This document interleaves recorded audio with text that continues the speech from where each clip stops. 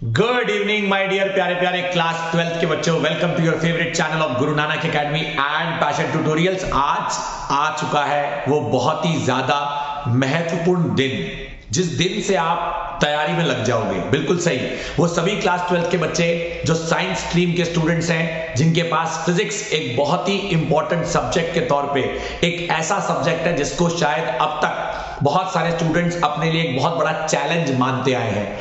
अगर आपके लिए वो सब्जेक्ट आसान था तो ये बहुत अच्छी बात है, लेकिन अगर आज भी आप उस सब्जेक्ट से डर रहे हो तो मैं आपके लिए करने आ रहा हूं कुछ ऐसा, बनाने जा रहा हूं सब्जेक्ट बहुत इजी जैसा।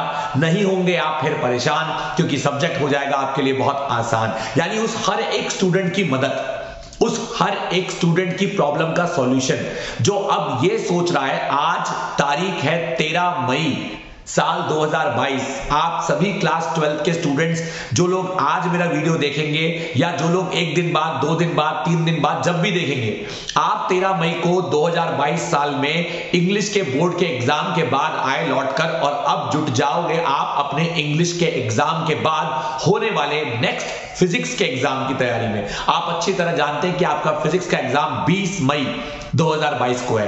यानी प्रैक्टिकली देखा जाए तो आज का दिन, 13 तारीख का आधा दिन तो बचा है। 14 तारीख का दिन, 15 तारीख का दिन, 16 तारीख का दिन, 17, 18, 19 एंड फाइनली आपका 20 तारीख को जाके एग्जाम। यानी प्रैक्टिकली सही मायनों में sufficient amount of time available है। इनफैक्ट मुझे कहना चाहिए कि जब 70 मार्क्स का बोर्ड का एग्जाम होता था ना, तब भी इतने दिन नहीं मिलते थे जितने कि इस बार मिले हैं।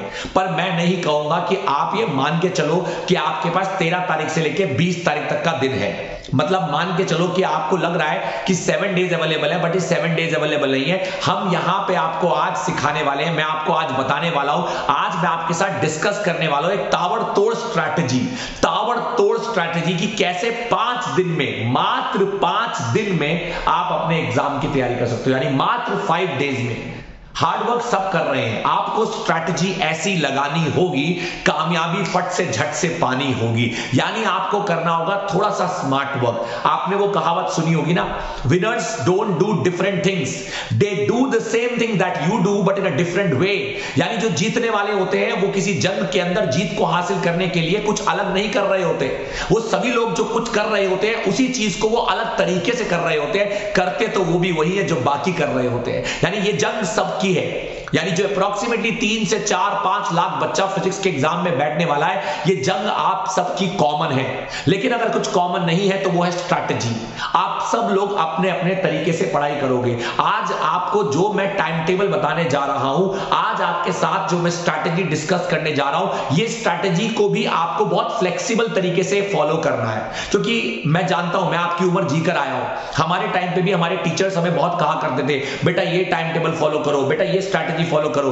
At the end of the day हम करते सब अपने मन की ही है। हमारे को जो संतुष्टि जिस चीज से मिलती है ना, एक इंटरनल सेटिस्फैक्शन हम सबको अपने तौर तरीकों से आती है। लेकिन अगर कोई स्टूडेंट, कोई व्यक्ति अपने टीचर के द्वारा दी गई किसी गाइडलाइंस में अपने आप को ढाल सकता है तो वो एडवांटेज में रहता है। लेकिन जो नहीं ढाल सकता तो क्या वो डिसएडवांटेज में रहता है? ऐसा भी नहीं है। बहुत सारे स्टूडेंट्स अपनी self prepared time table, self design strategy के अनुसार जब पढ़ाई करते हैं तो उन्हें कामयाबी मिल जाती है।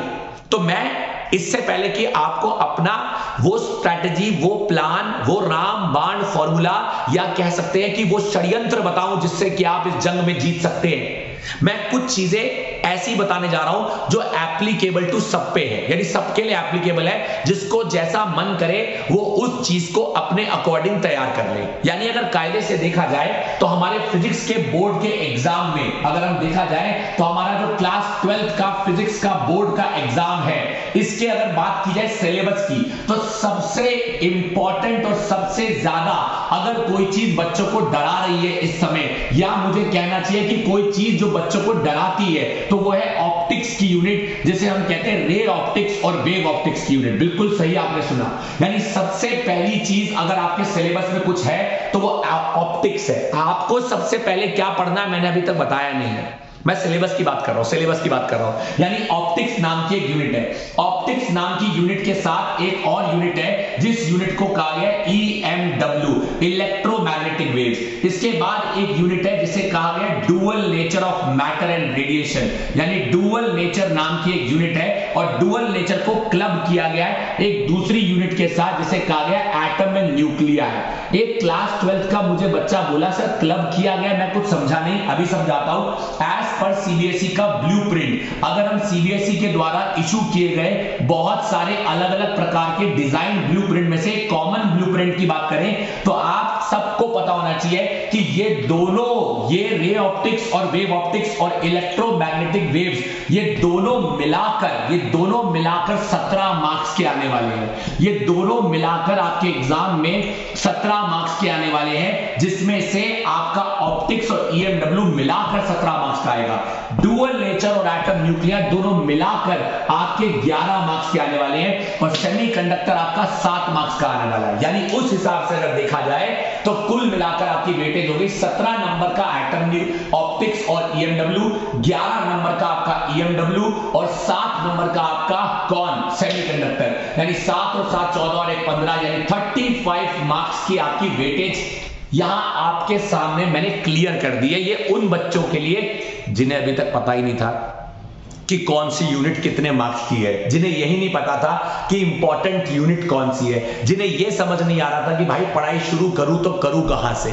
तो आपको सबसे पहले मैं उन स्टूडेंट्स की मदद करूंगा जो स्टूडेंट्स को लगता है कि भाई हमें अपने मन की करनी है, फिर भी इस आदमी को सुन लेते हैं। आज आपको जो मैं बातें बताने जा रहा हूं या जो भी स्ट्रैटेजी आपके साथ में शेयर करने जा रहा हूं, I swear I can guarantee अगर आपने मेरे द्वारा बताई हुई स्ट्रैटेजी को हूबहू फॉलो कर लिया या अपने अकॉर्डिंग फ्लेक्सिबली भी फॉलो कर लिया, तो मैं सच बता रहा हूं कि कामयाबी आपको पक्का छू जाएगी। और अगर कामयाबी आपको नहीं छू पाई तो आप कामयाबी को जरूर छू जाएंगे। यानी एक बात तो पक्की है, या तो एग्जाम के अंदर अच्छे मार्क्स की मुलाकात आपसे हो जाएगी या आपके द्वारा की गई मेहनत आपकी मुलाकात अच्छे मार्क्स से करा देगी। मतलब इन शॉर्ट सीधा सीधा कहूं, गारंटेड आप अच्छे मार्क्स सिक्योर कर सकते हैं फिजिक्स के बोर्ड के एग्जाम में, क्योंकि सबसे अच्छा जो गुड इंपैक्ट इस समय पड़ रहा है वो पड़ रहा है लिमिटेड सिलेबस का। सिलेबस लिमिटेड है, लिमिटेड मार्क्स है, तो ऑब्वियस सी बात है कि ज्यादा स्ट्रेट फॉरवर्ड मोस्ट इंपॉर्टेंट चीजें सीधा सीधा पूछ ली जाएंगी। तो भाई कोई बता भी दो हमें कि मोस्ट इंपॉर्टेंट चीजें क्या है। तो अब आपने सुनना है कि आपको पढ़ाई किस तरीके से करनी है और किस प्रायोरिटी में करनी है। वो सभी स्टूडेंट्स जो मेरा वीडियो आज ये 13 तारीख को देख पाए हैं या जिन्होंने मेरा वीडियो आज 13 तारीख को देख लिया है, 13 तारीख का आधा दिन आपके पास बचा है। आधे दिन में मैं चाहूंगा कि आप अप्रोक्सीमेटली 8 घंटा पढ़ाई करें। यानी I want you to study, मैं चाहता हूं कि 13 मई को यानी 13 मई को आप अप्रोक्सीमेटली 8 घंटे पढ़े। यानी आप अप्रोक्सीमेटली 8 घंटे पढ़े। यानी अगर किसी बच्चे ने मेरा वीडियो 3 बजे देखा दोपहर के, तो वो 11 बजे तक पढ़े। अगर किसी बच्चे ने मेरा वीडियो 4 बजे तक देखा तो भाई वो 12 बजे तक पढ़े। 4 बजे के बाद या 5 बजे के बाद वाले बच्चे की चॉइस है, अगर वो एक्सटेंड कर सकता है तो करे, if it is not possible चलेगा। यानी मैक्सिमम आपको 8 घंटे आज पढ़ाई करनी है और मिनिमम आपको 4 घंटे पढ़ाई करनी है। अब तो फ्लेक्सिबल आपकी चॉइस है। एक बच्चे ने कहा अगर मैं 8 घंटे पढ़ा तो मैं क्या करूं, अगर मैं 4 घंटे पढ़ा तो मैं क्या करूं। भाई 13 मई को टारगेट क्या होना चाहिए, 13 मई को पढ़ने वाले हर बच्चे का एक ही टारगेट होना चाहिए, ऑप्टिक्स पहली प्रायोरिटी आपकी होनी चाहिए। रे ऑप्टिक्स या वेव ऑप्टिक्स में से 2 चीजों में से एक चीज आज खल्लास कर देनी है। यानी 13 मई डेडिकेट करो ऑप्टिक्स को बस। और ऑप्टिक्स में भी किसको, रे ऑप्टिक्स को। मैं नहीं कह रहा कि वेव ऑप्टिक्स भी आज ही निपटा लो, मैं नहीं बोल रहा। 8 घंटे बहुत होते हैं रे ऑप्टिक्स के दुनिया भर के क्वेश्चंस को करने के लिए। एक बच्चा बोला what should be my priority of preparation, how should I prepare. So the very first priority of your preparation is that you should start with derivations. सबसे पहले लिख लो, मेरी बातों को सुनते सुनते अगर कहीं लिखना चाहो तो लिख सकते हो। सबसे पहले स्टार्ट करो डेरिवेशंस के साथ। यानी डेरिवेशंस में आपने शुरू किया रे ऑप्टिक्स में रिफ्रैक्शन वाले पार्ट से, क्योंकि रिफ्लेक्शन में आज सच बहुत कुछ आने नहीं वाला है। तो रिफ्रैक्शन वाले वाले पार्ट में सबसे पहली इंपॉर्टेंट चीज है आपका refraction through a glass slab. याद करो, refraction through a glass slab. Glass slab के अंदर एपरेंट शिफ्ट की डेरिवेशन, लेटरल डिस्प्लेसमेंट का एक्सप्रेशन, लेटरल डिस्प्लेसमेंट का फॉर्मूला, नॉर्मल शिफ्ट क्या होता है, ये सारी चीजें आपको lateral displacement, normal shift, apparent depth, real depth, refraction के बेसिक कॉन्सेप्ट्स आपको पता होने चाहिए। उसके बाद जब आप रिफ्रैक्टिंग सरफेसेस पे जाओगे तो आपकी मुलाकात लेंस के टॉपिक से होगी। लेंस के टॉपिक में आप डेरिवेशन करो, refraction from rarer to denser, refraction from denser to rarer, then दोनों को कंबाइन करके बनने वाला formula lens makers formula, lens makers formula. Total internal reflection का भी यहां जिक्र होगा, तो टोटल इंटरनल रिफ्लेक्शन पढ़ना ना भूलें। रे ऑप्टिक्स के रिफ्रैक्शन वाले पार्ट में ये चीजें करना ना भूलें। देन मूव कर जाइए टूवर्ड्स डिस्पर्शन। डिस्पर्शन में मिनिमम डिविएशन की डेरिवेशन, एंगल ऑफ प्रिज्म की derivation, dispersive angle, dispersive power के फॉर्मूलाज, ये सब चीजें क्या होती हैं, रिफ्रैक्टिव इंडेक्स के साथ इनका रिश्ता, ग्लास प्रिज्म के डायग्राम्स, रे डायग्राम्स, ये सब चीजें आपको पता होनी चाहिए। मिनिमम डिविएशन ऑफ एंगल का ग्राफ आपको पता होना चाहिए। देन मूव कर जाओ towards optical instruments. Simple microscope की मैग्नीफाइंग पावर, कंपाउंड माइक्रोस्कोप की मैग्नीफाइंग पावर, एस्ट्रोनॉमिकल टेलीस्कोप की मैग्नीफाइंग पावर, और रिफ्लेक्टिंग टाइप टेलीस्कोप के बारे में सिर्फ रीड कर लेना, न्यूटोनियन टाइप टेलीस्कोप के बारे में सिर्फ रीड कर लेना, पता होना चाहिए। लेकिन ये तीन चीजें इंपॉर्टेंट है, इनका फॉर्मूला, इनफैक्ट मुझे कहना चाहिए इनके फॉर्मूलाज, इनके फॉर्मूलाज एक नहीं है ना, अलग अलग सिचुएशन में अलग अलग फॉर्मूलाज हैं। इन्फिनिटी का केस अलग बनता है, डी यानी d is equal to 25 centimetre का केस अलग बनता है। Minimum formula, maximum magnifying power का फॉर्मूला अलग है, मिनिमम मैग्नीफाइंग पावर का फॉर्मूला अलग है। फॉर्मूलाज लिखो। आज 13 मई साल 2022 के बचे हुए दिन में हर 12th क्लास का बच्चा ऑप्टिक्स के रे वाले पार्ट की सारी डेरिवेशंस निपटा डाले। हो सकता है आप में से बहुत सारे बच्चे कर पाए, हो सकता है आप में से कुछ बच्चे रह जाए। तो ये डे 1 की स्ट्रैटेजी है, डे 1। अभी 4 दिन और पढ़ाऊंगा, 5 दिन में पूरी फिजिक्स निपटाऊंगा। 5 दिन की स्ट्रैटेजी चल रही है। पहला दिन मैंने बता दिया, आधा पढ़ा दिया, कॉन्सेप्ट जगा दिया, माइंड में इच्छा जगा दी, मनोबल जगा दिया, आपका जज्बा जगा दिया, कामयाबी की ओर आपको बढ़ा दिया। बढ़ना आपका काम है, चाहे हो जाए सुबह चाहे हो जाए शाम है। मेहनत आपको करनी है, एफर्ट्स आपको लगाने हैं, कॉन्सेप्ट आपके पास है। अगर किसी बच्चे को लगे भाई मेरे पास तो कॉन्सेप्ट ही नहीं है, मुझे तो आता ही नहीं, मुझे तो कुछ आता ही नहीं फिजिक्स में, मेरा तो डामाडोल था, मेरी तो बत्ती गोल थी, मेरा क्या होगा, घबराओ नहीं, आपकी मदद का भी मेरे पास सॉल्यूशन है। अगर किसी क्लास 12th के बच्चे को किसी पॉइंट ऑफ टाइम पे ये लगे कि मैं किसी भी टॉपिक का कोई भी कॉन्सेप्ट भूल रहा हूं, या मुझे इस टॉपिक को पढ़े हुए बहुत दिन हो गए हैं, अब मुझे ये याद नहीं आ रहा है, तो घबराओ नहीं। इस पूरे ब्लूप्रिंट में सबसे ज्यादा इंपॉर्टेंट यही है, ऑप्टिक्स, और उसके बाद सेकंड प्रायोरिटी पे डुअल नेचर है, ये सेमीकंडक्टर ही इंपॉर्टेंट है। मेरे चैनल पे आपको मेरे द्वारा इन टॉपिक्स के अंदर हर एक चीज को बारीकी से पढ़ाए जाने वाले वीडियो लेक्चर्स मिल जाएंगे। एक बच्चा कहता है नहीं मिले तो डोंट वरी, मेरे इस स्ट्रैटेजी वाले वीडियो के डिस्क्रिप्शन में मैं हर एक पर्टिकुलर यूनिट की प्लेलिस्ट का लिंक शेयर कर दूंगा, जो हर उस स्टूडेंट की मदद कर सकता है जिसे लगता है कि भाई उसका डावाडोल है, उसकी बत्ती गोल है, करना उसे भी कुछ है, क्योंकि जीवन में पाना अपना लक्ष्य और एग्जाम में मार्क्स का गोल है। समझ रहे हो बात? तो उसकी मदद इस तरीके से हो सकती है। Coming back to my strategy. Day 1 खत्म हुआ, 4 घंटे मिनिमम पढ़ाई, 8 घंटे मैक्सिमम पढ़ाई। अगर करोगे ईमानदारी से तो जीत जाओगे ये लड़ाई। क्या करना था डे 1 में? ऑप्टिक्स करना है, रे ऑप्टिक्स उठाना है, रे ऑप्टिक्स का रिफ्रैक्शन वाला पार्ट, रे ऑप्टिक्स का डिस्पर्शन वाला पार्ट, सारे डेरिवेशन, उनसे ताल्लुकात रखने वाले फॉर्मूला। समय बचे तो न्यूमेरिकल्स निपटा डालना, समय बचे तो न्यूमेरिकल्स निपटा डालना, समय बचे तो न्यूमेरिकल्स निपटा डालना। लेकिन आज का दिन मेरी सजेशन है कि डेरिवेशन को फोकस करना। सुबह हो गई, कुकड़ू कू, मॉर्निंग हो गई, 14 तारीख आ गई, यानी कि दिन बदल गया, समय बदल गया, पर मत भूलो कि पूरा दिन अब पढ़ाई को मिल गया। यानी कि आपके पास आ चुकी है 14 तारीख, यानी कि 14th of May, शनिवार का दिन, 2022 साल शनिवार का दिन है। Saturday night, Saturday day, Saturday evening, Saturday afternoon. Don't think of party, you have to do पढ़ाई, तभी जीतोगे लड़ाई। क्या करना है सैटरडे को? वही ऑप्टिक्स को बरकरार रखो। रे ऑप्टिक्स उठाया था फ्राइडे को, यानी कि आज। शनिवार आ चुका है, शनिवार में उठाओ रे ऑप्टिक्स का वो हिस्सा जो आपको लगता है कि आप आज के दिन यानी शनिवार से पहले शुक्रवार के दिन पूरा नहीं कर पाए थे। अगर आप में से किसी बच्चे को लगता है कि वो 8 घंटे नहीं पढ़ पाया, 4 घंटे में नहीं पढ़ पाया, तो वो सेम चीज शनिवार को स्टार्ट कर सकता है। सीक्वेंस आपको ये रहेगा, मैं तो 5 दिन में तैयारी करा दूंगा, सरकार तो आपको फिर भी 7 दिन दे रही है, तो आप अपने अकॉर्डिंग मेरे प्लान को आगे पीछे शिफ्ट कर सकते हो, टेकिंग इनटू कंसिडरेशन कि कौन सा क्लास 12th का बच्चा मेरा ये वीडियो कब देख रहा है। इसलिए इस वीडियो को अपने तक सीमित मत रखो, भला वही जो सबका हो जाए, ऐसा किसी काम का नहीं जो खुद का ही रह जाए। इसलिए सबको आग की तरह फैला दो, सब में ये बात बता दो कि कैसे करनी है फिजिक्स की तैयारी, लगा दो सब में पढ़ाई की बीमारी। आपको ये स्ट्रैटेजी करनी है फॉलो, समझ जाओ बस। अब सवाल आता है कि सर ठीक है, शनिवार का दिन हो चुका है शुरू, गाइडेंस अंडर द परफेक्ट गुरु, आपने बता दिया कि हमें क्या करना है। जो शुक्रवार को ऑप्टिक्स का काम नहीं हो पाया था पूरा, रह गया था जरा सा अधूरा, अब करना है शनिवार को उसे पूरा। रे ऑप्टिक्स से जंप कर जाओ वेव ऑप्टिक्स की तरफ। वेव ऑप्टिक्स के अंदर सबसे पहला भाग है इंटरफेरेंस का। इंटरफेरेंस के बाद आता है आपका diffraction.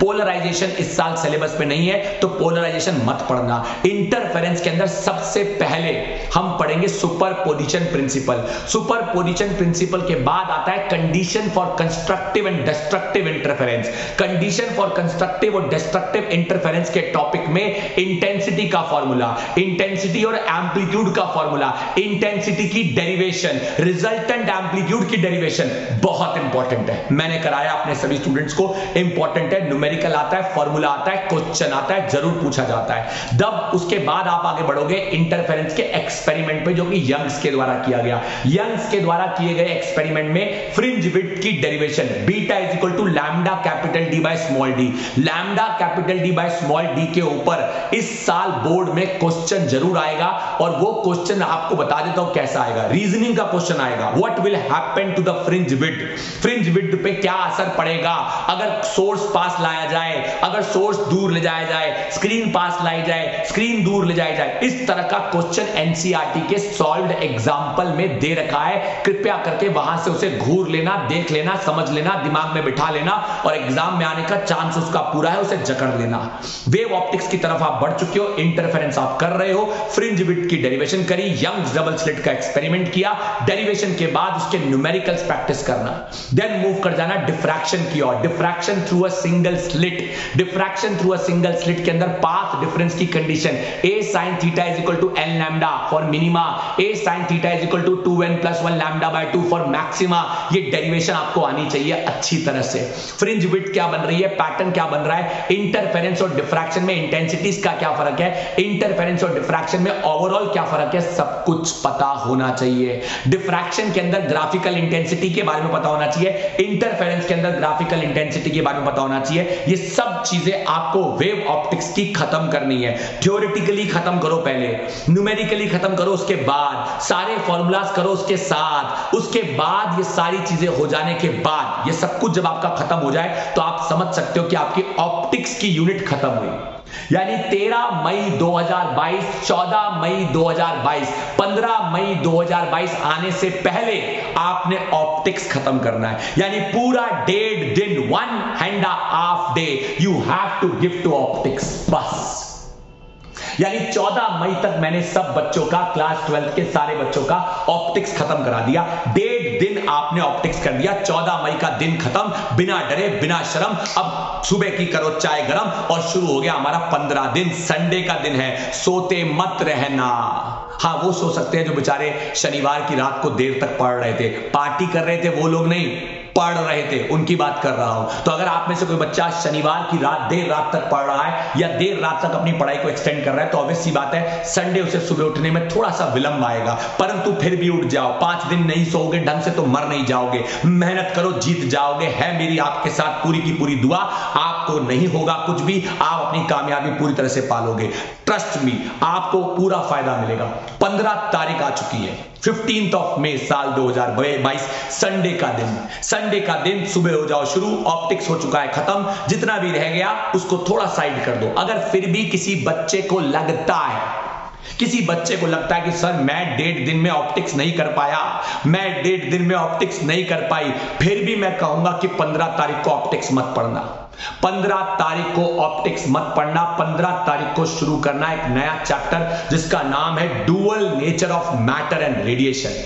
Dual nature of matter and radiation पूरी 15 तारीख सुबह से लेकर शाम तक पूरा दिन ये चैप्टर पढ़ना, पूरा दिन पढ़ना dual nature of matter and radiation. छोटा चैप्टर है लेकिन क्वेश्चंस का इतना भंडार है इसके अंदर कि आप सोच नहीं सकते। एक बच्चा कहता है पूरा दिन डुअल नेचर पढ़ता रहो। अरे हाँ भाई, अगर फिर भी किसी बच्चे को लगता है कि मुझे तो आता ही नहीं है, कोई मुझे पढ़ा दो, कोई मुझे सिखा दो, कोई मुझे बता दो, कोई मुझे समझा दो, भाई मेरे चैनल पे प्लेलिस्ट का बटन दबा दो, डिस्क्रिप्शन में थोड़ा नजर को घुमा दो, डिस्क्रिप्शन में देखो जो लेक्चर्स मैंने दिए हैं उनमें आपको बेहतरीन तरीके से कॉन्सेप्ट को समझाया गया, एकदम दिमाग में ठुस जाएगा, कॉन्सेप्ट आपके घुस जाएगा और कामयाबी आपको मिल जाएगी। 15 मई 2022 इज अ डुअल नेचर वाला दिन। पूरा दिन dual nature of matter and radiation को डेडिकेट करो। Topic number 1 photo electric emission, different types of आपके इलेक्ट्रोमैग्नेटिक एमिशन, यानी अलग अलग प्रकार के जो एमिशन होते हैं, electronic emission, different types of electronic emission के फिनोमेना को पढ़ो। आइंस्टाइन का फोटो इलेक्ट्रिक सेल एनसीईआरटी से रीड करना मत भूलना। Dual nature of matter and radiation के चैप्टर की एनसीईआरटी से वर्ड बाय वर्ड रीडिंग करना मत भूलना। एनसीईआरटी से वर्ड बाय वर्ड रीडिंग करना मत भूलना। सच बता रहा हूं, मजा आ जाएगा, कॉन्सेप्ट ऐसे दिमाग में फिक्स हो जाएगा। एनसीईआरटी के सॉल्व्ड एग्जांपल्स, एनसीईआरटी की बैक एक्सरसाइज में आप देखोगे शुरुआत के पेज पे 7 क्वेश्चन है अनसॉल्व। पहले 7 क्वेश्चन बहुत इंपॉर्टेंट है, जरूर कर लीजिएगा। Dual nature of matter and radiation से ग्राफ पे क्वेश्चन जरूर आता है। अगर आप में से किसी बच्चे के पास प्रदीप या एसएल अरोड़ा है तो ये 2 किताबों में dual nature of matter and radiation से ताल्लुकात रखने वाले सभी ग्राफ्स को चार्ट लेना, लिखकर प्रैक्टिस करना। ग्राफ से रिलेटेड क्वेश्चन एग्जाम में जरूर आता है, इस साल आने के पूरे चांसेस है। 15 मई बिना डरे बिना शर्म, सुबह की थी हमने चाय गरम, पढ़ाई हुई पूरा दिन सख्त और नरम। 15 मई का दिन खत्म, dual nature of matter and radiation should also be खत्म। 15 मई लिख लो अपनी कॉपी में कि मुझे 15 मई को यह करना है। दिन शुरू हुआ, अगला संडे हुआ खत्म, सैटरडे हुआ खत्म, मंडे हुआ शुरू। Again listen to the advice of your guru. Monday का दिन शुरू हो गया है, नया दिन। तारीख आ गई है 16 मई, तारीख आ गई है 16 मई। बीत गए हैं 2.5 दिन, बचे हैं अब टोटल 2.5 दिन। भैया आज का 13 का आधा दिन, 14 का बीता पूरा दिन, 15 का बीता पूरा दिन। देखो बीत गए 2.5 दिन, बचे कितने? 5 दिन। शुरू करें कहानी आगे। क्या क्या खत्म हो गया? ऑप्टिक्स खत्म पूरा, डुअल नेचर खत्म पूरा, नहीं रहेगा कोई कॉन्सेप्ट अधूरा। अब आ गया है मंडे का दिन। मंडे के दिन में आपको उठाना है कुछ और नहीं, atom, nuclei and electromagnetic waves. Atom उठाओ, न्यूक्लियाई उठाओ, इलेक्ट्रोमैग्नेटिक वेव्स उठाओ। छोटे टॉपिक्स है, आसानी से हो जाएंगे। बहुत सारे फॉर्मूलाज हैं, इसलिए फॉर्मूलाज पे फोकस करो। एटम के अंदर derivation of distance of closest approach, atom के अंदर derivation of impact parameter, atom के अंदर derivation of velocity of an electron in the nth orbit, atom के अंदर derivation of the total energy of the revolving electron, atom के अंदर potential energy, kinetic energy, velocity of the electron in the nth orbit, angular momentum of an electron in the nth orbit, radius of the bourse orbit, emission spectra, absorption spectra, Rydberg formula, Lyman series, Balmer series, Paschen series, Pfund series, Brackett series, ये सब चीजों पे question ना आए ना तो नाम बदल देना, बहुत इंपॉर्टेंट है। एनसीईआरटी उठाना, पहले एनसीईआरटी उठाओ, उसके सॉल्व्ड एग्जांपल्स खत्म करो। उसके बाद प्रदीप और एसएल अरोड़ा पे आओ। प्रदीप और एसएल अरोड़ा के अंदर जो क्वेश्चन दे रखे सॉल्व्ड, पहले डेरिवेशंस खत्म करो। मंडे का दिन है, मंडे का दिन है, 16 तारीख है, पूरा दिन आपको एटम खत्म करना है। न्यूक्लियाई के अंदर शुरुआत के अंदर आपके हाइपोथेसिस है, उसके बाद न्यूक्लियर डेंसिटी का एक छोटा सा डेरिवेशन है, न्यूक्लियर डेंसिटी का एक छोटा सा कॉन्सेप्ट है। उसके बाद आपका बाइंडिंग एनर्जी का कॉन्सेप्ट है। न्यूक्लियस में से न्यूक्लियर फिजन, न्यूक्लियर फ्यूजन पे रिलेटेड न्यूमेरिकल्स आ सकते हैं। Energy mass relation E is equal to mc square का न्यूमेरिकल आने के पूरे चांसेस हैं। आपको राइट हैंड साइड का मास और लेफ्ट हैंड साइड का मास माइनस करना होता है, उसे डेल्टा m कहते हैं। डेल्टा m को c स्क्वायर से मल्टीप्लाई करना होता है, उसे E कहते हैं। Number of fissions, number of fusions पे न्यूमेरिकल जरूर आता है आपके न्यूक्लियाई वाले चैप्टर में से, बहुत इंपॉर्टेंट है एटम न्यूक्लियाई। इलेक्ट्रोमैग्नेटिक वेव के अंदर मैक्सवेल के द्वारा दिया गया एम्पेयर सर्किटल लॉ का मॉडिफाइड वर्जन ना भूलें। मैक्सवेल के द्वारा दिए गए अलग अलग पॉइंट्स, उसके पोस्टुलेट्स को पढ़ना ना भूलें। इलेक्ट्रोमैग्नेटिक स्पेक्ट्रम में अलग अलग वेव्स के नाम, उनकी वेवलेंथ की रेंज, उनकी फ्रीक्वेंसी, उनके यूजेस, उनकी एप्लीकेशंस पढ़ना ना भूलें। अगर इलेक्ट्रोमैग्नेटिक स्पेक्ट्रम से क्वेश्चन ना आया ना तो फिर से नया नाम सोच लेना कि इस मास्टर का नया नाम क्या रखना है। आपको बता दूं आने के पूरे चांसेस हैं। इलेक्ट्रोमैग्नेटिक स्पेक्ट्रम में से क्वेश्चन आता ही आता है, एक पर्टिकुलर क्वेश्चन आपसे पूछा ही जाएगा। इलेक्ट्रोमैग्नेटिक वेव का diagram, oscillating electric field, oscillating magnetic field एक दूसरे के साथ परपेंडिकुलरली अलाइंड होती है। केस बेस्ड क्वेश्चन आ सकता है इस पे, केस बेस्ड क्वेश्चन जो आपका सेक्शन नंबर डी होता है ना, क्वेश्चन नंबर 16 या 15, उस पे यहां से क्वेश्चन उठेगा। मंडे का दिन 16 तारीख यानी कि उस तारीख को आपका इलेक्ट्रोमैग्नेटिक वेव और एटम न्यूक्लियर खत्म हो जाना चाहिए। अब बचे केवल और केवल नंबर 7 दे रहा हूं अभी भी मैं आपका पूरा साथ। हमें करना है सेमीकंडक्टर, 7 मार्क्स का सेमीकंडक्टर है। किसी बच्चे को नहीं आता, किसी बच्चे को कमजोरी है, दिक्कत है, मेरे वीडियो के डिस्क्रिप्शन में जाओ, सेमीकंडक्टर के 3 लेक्चर देखो, टॉपिक निपटाओ। 3 लेक्चर में पूरा टॉपिक करा दिया, बहुत इंपॉर्टेंट है।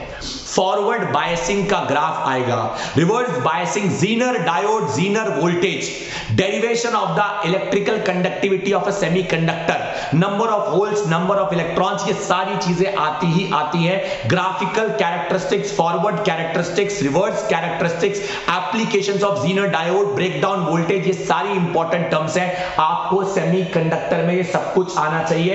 एनसीईआरटी से चैप्टर रीड करना ना भूलें। एसएल अरोड़ा या प्रदीप की किताब में से सॉल्व्ड एग्जांपल्स के न्यूमेरिकल्स को देखना ना भूलें। ये बहुत इंपॉर्टेंट है जो मैं आपको बता रहा है। मुझे उम्मीद मेरे हर बच्चे को समझ आ रहा। मेरे बच्चों, सेमीकंडक्टर आपको खत्म करना है मंगलवार के दिन। एक बच्चा कहता है मंगलवार क्यों? अबे सोमवार को तो आपने खत्म किया atom nuclei and electromagnetic waves, तो मंगलवार का दिन आ चुका है। मंगलवार के दिन आपको खत्म करना है, यानी कि जो तारीख है आपकी, इस तारीख पे आपको नया टॉपिक उठाना है। मंगलवार के रात तक हो जाएगा आपका पूरा मंगल, बुधवार को आप हो जाएंगे रेडी फॉर दंगल। दोबारा रिपीट कर रहा हूं 13 मई आज का दिन, आधा दिन करना है रे ऑप्टिक्स शुरू, under the guidance and advice of perfect Guru, without any Gurur, without any शुरूर। आपको अपना करना है फोकस, आप जीत जाएंगे। रे ऑप्टिक्स की शुरुआत करी, आज शुरुआत करी, और अगले दिन शनिवार के दिन, शुक्रवार है यार आज, 14 तारीख को पूरा रे ऑप्टिक्स निपटा डाला। 14 तारीख को पूरा रे ऑप्टिक्स निपटा डाला, पूरा रे ऑप्टिक्स आपने खत्म कर दिया। 14 तारीख को आपने पूरा रे ऑप्टिक्स खत्म कर डाला। 14 तारीख को यानी संडे के दिन में आपने रे ऑप्टिक्स और वेव ऑप्टिक्स दोनों चीजों को प्रायोरिटी देनी है। दोनों चीजों को प्रायोरिटी देते हुए आपको लगता है आपका रे ऑप्टिक्स खत्म, तो अपना वेव ऑप्टिक्स शुरू कर दो। आपको लगता है आपका रे ऑप्टिक्स खत्म, आप अपना वेव ऑप्टिक्स शुरू कर दो। आपको लगता है नहीं, रे ऑप्टिक्स जितना मेरा बचा है उसे मैं पहले खत्म कर लेता हूं, फिर वेव ऑप्टिक्स पे जाओ। लेकिन संडे का दिन मैं दोबारा बोल रहा हूं, संडे का दिन जो आपका नया दिन होगा, इस नए दिन पे आपको उठाना है कुछ नया, क्योंकि आपने फ्राइडे का दिन, सैटरडे का दिन, 2 दिन, ये पूरे 2 दिन कह लीजिए, आप कह सकते हैं 1.5 डे आपने ऑप्टिक्स पे डेडिकेट कर दिए। मैं आपको ऑलरेडी बता चुका हूं कि आपने अपना 1.5 दिन ऑप्टिक्स पे डेडिकेट कर दिया है, ऑप्टिक्स पे डेडिकेट कर दिया। संडे का पूरा दिन, 15 तारीख पूरा दिन आपको उठाना है dual nature of matter and radiation, खात्मा, खल्लास, मंडे का दिन आ गया, संडे के बाद मंडे के दिन आपको एटम न्यूक्लियाई और इलेक्ट्रोमैग्नेटिक वेव्स का खात्मा करना है। इलेक्ट्रोमैग्नेटिक वेव्स का खात्मा करना है, इलेक्ट्रोमैग्नेटिक वेव्स का खात्मा करना है और एटम न्यूक्लियाई का खात्मा करना है। मंगल का दिन semiconductor, dedicate 1 full day to semiconductor, 1 full day to semiconductor. जैसे आपने 1 फुल डे डेडिकेट किया था डुअल नेचर ऑफ मैटर को, 1 फुल डे यू डेडिकेटेड सोमवार का दिन dual nature of matter and radiation को, मंगलवार का दिन एटम न्यूक्लियाई इलेक्ट्रोमैग्नेटिक वेव्स को। यस और नो? आज फ्राइडे का दिन, सैटरडे का दिन, संडे का दिन ऑप्टिक्स को, रे ऑप्टिक्स, वेव ऑप्टिक्स को आपने डेडिकेट किया। बात समझ आ रही है? पूरा संडे का दिन वेव ऑप्टिक्स पे लगा सकते हैं आप। बोलो, बात समझ आई? संडे है, मंडे है, ट्यूसडे है, ट्यूसडे तक आपकी तैयारी पूरी खत्म, विदाउट एनी डर, विदाउट एनी शर्म। यानी जो आपको मैंने यहां कॉन्सेप्ट बताए हैं, इन सारे कॉन्सेप्ट्स को आपने डेडिकेट कर लिया, इन सारे कॉन्सेप्ट्स को आपने खत्म कर लिया। यानी सेमीकंडक्टर आपका खत्म हो जाएगा मंगलवार को।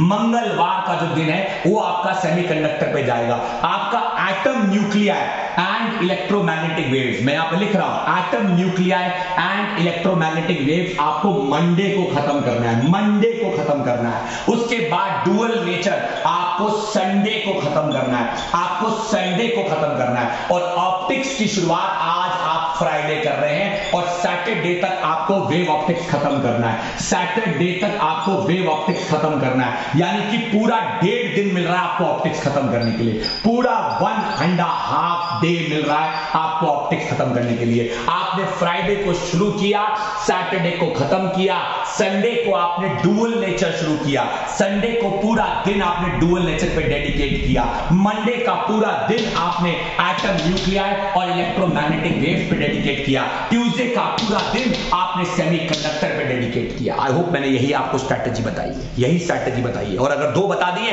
तो 2 फॉलो कर लो, या जो अच्छी लगे वो फॉलो कर लो। मुझे ये लगता है मैंने आपको यही स्ट्रैटेजी बताई है, यही प्लान मैंने आपको बताया, यही पूरा का पूरा फोकस आपके दिमाग में बिठाया है। यानी कि आपके सामने जो ये पूरा का पूरा प्लान बनाया गया है, किस तरीके से आपको इन यूनिट्स को फोकस करना है। मंगल तक हो गया है आपका कॉन्सेप्ट खत्म।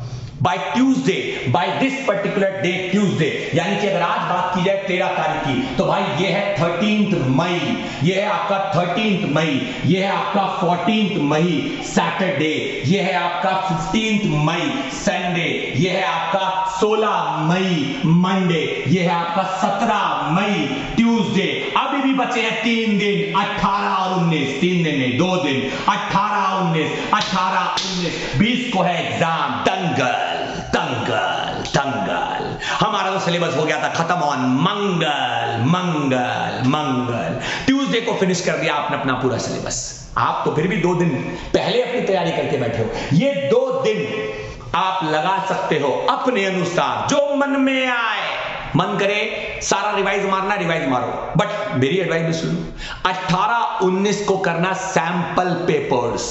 कम से कम मान के चलो कि 2 दिन में आपको 15 सैंपल पेपर खत्म करने हैं। एक बच्चा कहता है 15 सैंपल पेपर का मतलब जानता है मास्टर कि अगर 2 घंटे में एक पेपर खत्म किया तो 30 घंटे पढ़ते ही रहे। कौन बोला लिख लिख के करने के लिए? कौन बोला लिख लिख के करने के लिए? 2 तरीके से पढ़ाई होती है, एक लिख लिख के करते हैं और एक आपकी विजुअल स्टडी। आंखों से देखा, दिमाग में बिठाया, कॉन्सेप्ट को छपाया, आगे खुद को बढ़ाया। आंखों से देखा, दिमाग में बिठाया, कॉन्सेप्ट को छपाया, खुद को आगे बढ़ाया। विजुअल स्टडी करो बच्चों। आप 12th क्लास के स्टूडेंट्स हो, क्वेश्चन देखकर भी समझ सकते हो। जो आपको लगे कि आप भूल रहे हो, जो आपको लगे कि आपके दिमाग से निकल रहा है, जो आपको लगे कि आपके दिमाग से कट रहा है, उसकी प्रैक्टिस करो, उसकी प्रैक्टिस करो, उसको लिख के देखो। But don't write everything, right only something, but you will still get everything in your mind. मैं आपको ये जो स्ट्रैटेजी बता रहा हूं ना बच्चों, आई बिलीव कि इसने आपका कॉन्फिडेंस बूस्ट अप कर दिया होगा, आपके अंदर का जज्बा जगा दिया होगा। और अगर मैं ऐसा करने में कामयाब हो पाया हूं तो ये मेरी खुशनसीबी है और आपकी उपलब्धि है। तो एवरी क्लास 12th के डियर प्यारे प्यारे बच्चों, मेरी आपसे एक सिंपल सी सजेशन है कि आप अगले 5 दिन का ये प्लान फॉलो करो। आज 13 तारीख से लेके 19 तारीख तक के इस पूरी स्ट्रैटेजी को अपनाओ। 20 तारीख को एग्जाम में कामयाबी पाओ, लौट के वापस मेरे इस चैनल पे आओ। अपनी खुशी, अपना प्यार मेरे इस वीडियो के कमेंट में जताओ, मुझे बहुत अच्छा लगेगा। उससे पहले मैं आपको नहीं कह रहा कि आप मेरी कोई तारीफ करो या आप मुझे कोई थैंक यू बोलो, वो आपकी चॉइस है, लेकिन मेरा असली थैंक यू, मेरा असली वर्जन ऑफ कामयाबी, असली वर्जन ऑफ सेटिस्फैक्शन मुझे मिलेगा फिजिक्स के बोर्ड के एग्जाम वाले दिन, जब आप लौट कर आके कह सकोगे कि यस मास्टर, तुझे सुना तो सही चुना, तुझे सुना तो सही डिसीजन चुना, और मैंने अपने हाथों से पेपर में जाके कामयाबी को बुना। ये चीज जब आपके मुंह से मुझे सुनने को मिलेगी, ये चीज जब मुझे आपकी तरफ से समझ आएगी, पता चलेगी, तो मेरी खुश नसीबी कुछ और ही होगी मेरे बच्चों। तो माय डियर क्लास 12th के फिजिक्स पढ़ने वाले सभी स्टूडेंट्स जो मुझसे किसी भी माध्यम से पढ़े हैं, ऑफलाइन पढ़े हैं, ऑनलाइन पढ़े हैं, आज भी पढ़ रहे हैं या पहले पढ़ रहे थे, या कभी पढ़े हैं या कभी छोड़े हैं या कभी नहीं पढ़े हैं, सबका चाहता हूं भला और कुछ नहीं चाहता। Everybody should get 100% advantage. तो इसलिए इस वीडियो को अपने क्लास 12th के सभी दोस्तों के साथ शेयर करो, अपने सभी जानने वालों के साथ शेयर करो, उनकी मदद करो, उन तक पहुंचाओ। और अगर कोई class 10th, class 9th, class 11th का बच्चा भी मेरे इस वीडियो को देख रहा है, तो कृपया करके अपने भैया, भाभी, अंकल, आंटी, दीदी, भैया, पड़ोसी जो 12th क्लास में है, उसके साथ इस वीडियो को शेयर करो। इस वीडियो के डिस्क्रिप्शन में लेक्चर्स के प्लेलिस्ट को इस्तेमाल करो, रिवीजन करो और खुद को फायदा पहुंचाओ। This is something very important. Last में एक पॉइंट बोलना चाहूंगा उन सभी स्टूडेंट्स के लिए जो क्लास 12th में मेरे द्वारा दी गई रिवीजन बुकलेट से पढ़ते आए हैं। ये रिवीजन बुकलेट आपकी मदद करेगी।